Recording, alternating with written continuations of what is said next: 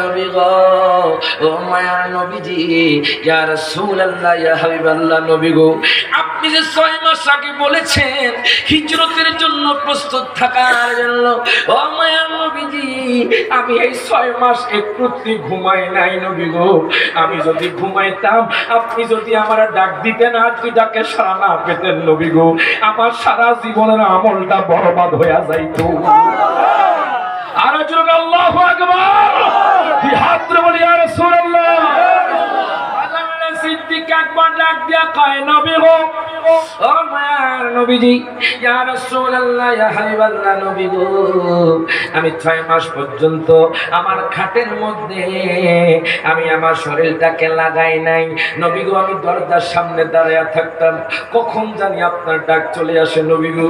ও মায়ার নবীজি, আমি তো আমার সম্পদের চাইতে, জানের চাইতে নবী গো আপনাকে বেশি ভালোবাসি নবী গো।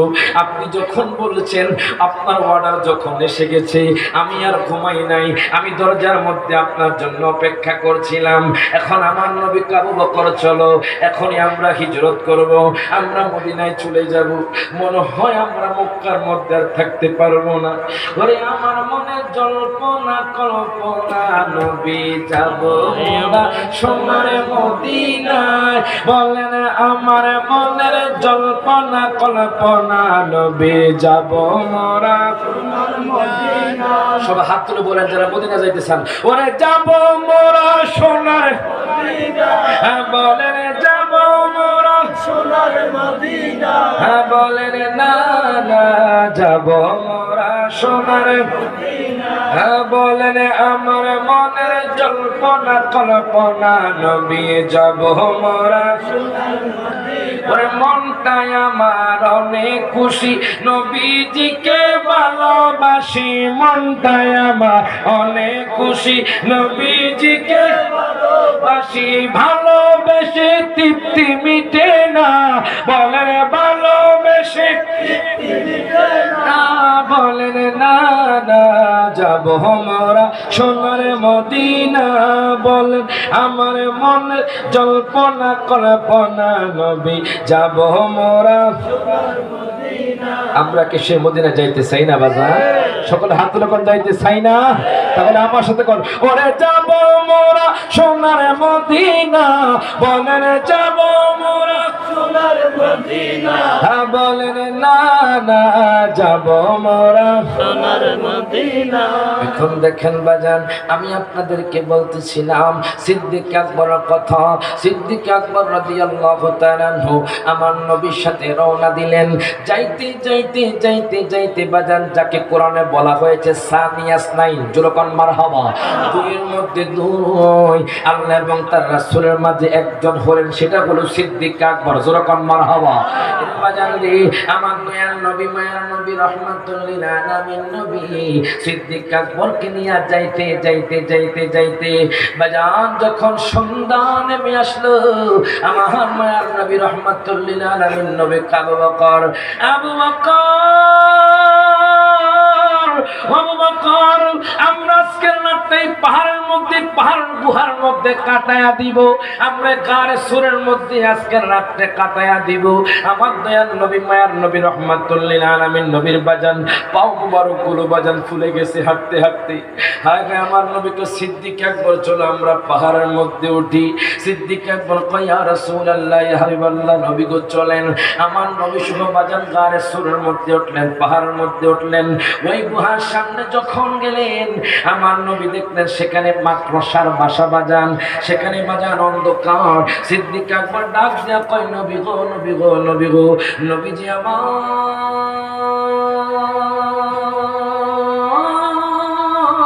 জোরে কোন মারহাবা। ও মায়ার নবীজি, ইয়া রাসূলুল্লাহ, ইয়া হাবিবাল্লাহ নবী গো, আপনি একটু অপেক্ষা করেন, আমি একটু দেখে আসি গুহার মধ্যে কোনো সাপ বিচ্ছু আসেনি, আমি গুহাটা পরিষ্কার করে আসি। দেখেন সিদ্দিক আকবর দয়াল নবীকে কত ভালোবাসে বাজান। সিদ্দিক আকবর গুহার মধ্যে প্রবেশ করলেন। গুহার মধ্যে প্রবেশ করার পরে সিদ্দিক আকবর সেই জায়গাটা পরিষ্কার করলেন বাজান। সেখানে অনেকগুলো গর্ত ছিল।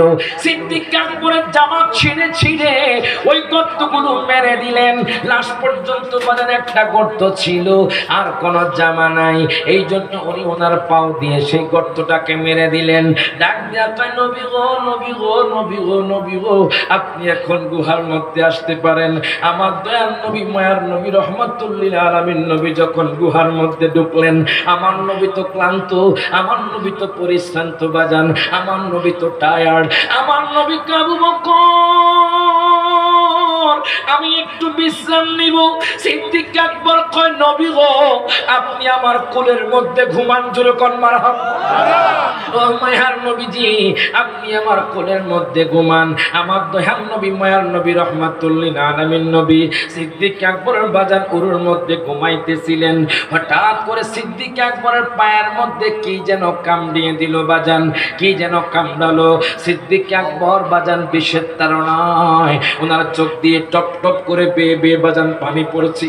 আমার নবী চোখ মোবারক খুললেন। আমার নবী আবু বকর, আবু বকর, তোমার কি হয়েছে? তোমার চোখ দিয়ে কেন বেয়ে বেয়ে পানি পড়ছে? ডাক দিয়া কয়, নবী গো, ও মায়ার নবীজি, ইয়া রাসূলুল্লাহ, ইয়া হাবিবাল্লাহ, নবী গো, কি যেন আমার পায়ের মধ্যে কামড়ালো নবী গো। আমার নবী কয়, সিদ্দিক আকবর রে, তুমি তোমার পাওটা দেখাও। জোরে কান মারহাবা। ও সিদ্দিক আকবর, তুমি তোমার পাওটা দেখাও।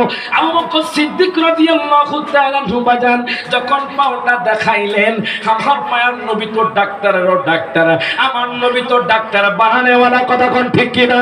আমার মায়ার নবী রহমাতুল লিল আলামিন নবীজির থুতু মুবারক যখন সিদ্দিক আকবরের পায়ের মধ্যে, যেই জায়গার মধ্যে সাপে দংশন করেছে, যেই জায়গার মধ্যে সাপে কামড়িয়েছে, ওই জায়গার মধ্যে আমার নবীর যখন থুতু মুবারক দিল বাজান, সাথে সাথে সিদ্দিক আকবর সুস্থ হয়ে গেল। সুবহানাল্লাহ।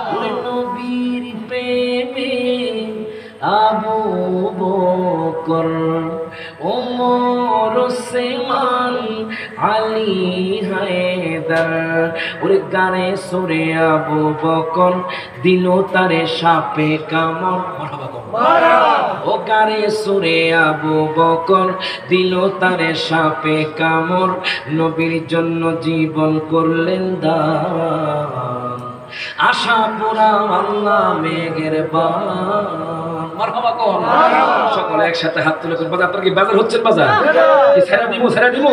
সকলে একসাথে কোন আশা পুরা আল্লাহ মেঘের বান বলেন। আশা পুরা আশা যে দিদার পাবো, কবে যে মদিনায় যাব। আশা যে দিদার পাবো, কবে যে মদিনায় যাব।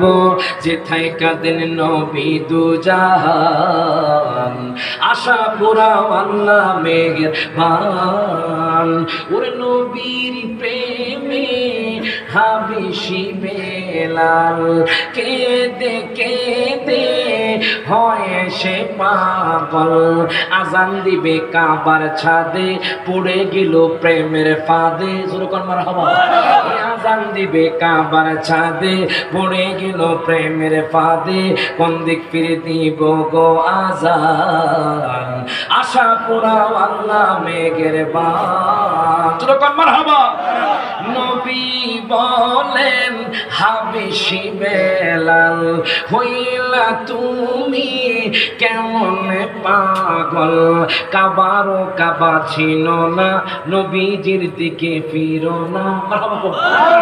কাবারও কাবা ছিল না, নবীজির দিকে ফিরো না। হবে তোমার প্রেমেরও আজান, আশা পুরা আল্লাহ মেঘের বান। হাপুর হাত তুলে আশা পুরা আল্লাহ যেরকম মারহাবা। আবু বকর ডাক দিয়া কয়, নবী গো, ও মায়ার নবীজি, ইয়া রাসূলুল্লাহ, আমার পায়ে বিষের তাড়নায় আমি থাকতে পারছি না। নবী গো, আমার মায়ার নবী রহমাতুল লিল আলামিন নবীজি যখন থুতু মুবারক ইরে বাজার সিদ্দিক আকবরের পায়ের মধ্যে লাগায়া দিলেন, সাথে সাথে সিদ্দিক আকবর সুস্থ হয়ে গেল। যেরকম মারহাবা। এখন বাজান সেই গর্ত থেকে একটা গুই সাপ বের হলো। আল্লাহু আকবার কোন। সেই গর্ত থেকে বাজান একটা গুই সাপ বের হলো। ওই গুই সাপটার জবানটা খুলে গেল। ডাক দেয়া কয়, নবী গো,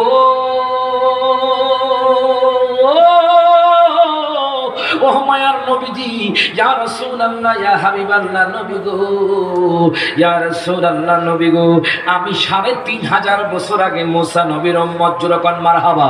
তুমি কেন আমার বন্ধু সিদ্দিক আকবরের পায়ের মধ্যে কামড় দিছো? কারণটা কি? সিদ্দিক আকবরের দোষ কি?